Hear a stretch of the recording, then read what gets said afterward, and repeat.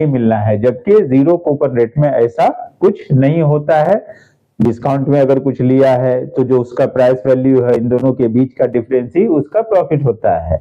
एक होता है रजिस्टर और दूसरा है बेयरर।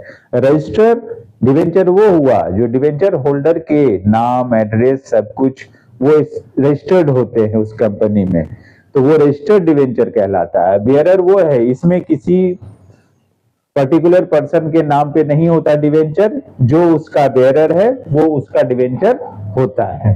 तो इस तरह के डिवेंचर अलग अलग टाइप के होते हैं। अब देखना ये है कि इश्यू करते टाइम हम इनकी अकाउंटिंग ट्रीटमेंट कैसे करते हैं।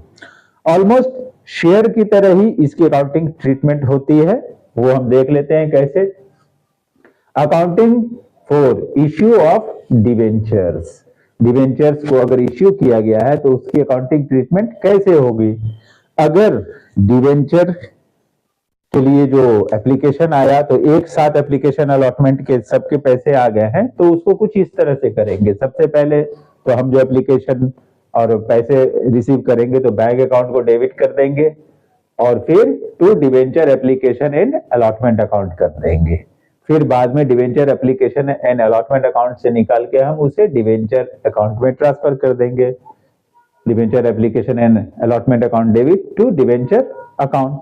लेकिन अगर यही पैसा एक साथ ना आके दो इंस्टॉलमेंट पे आए, एप्लीकेशन का अलग आए, अलॉटमेंट का अलग आए, तो हम इन दोनों को इंडिविजुअली दिखाएंगे। Bank account debit to debenture application, फिर debenture application account debit to debenture account. अब अलॉटमेंट का आ रहा है तो bank account debit to debenture allotment account, फिर डिवेंचर अलॉटमेंट अकाउंट से हम उसे डिवेंचर अकाउंट में ट्रांसफर कर दे रहे हैं। और अगर इन दो के अलावा भी कॉल्स पे भी मंगाए जा रहे हैं तो फिर उसी हिसाब से हम उनको भी कर लेंगे।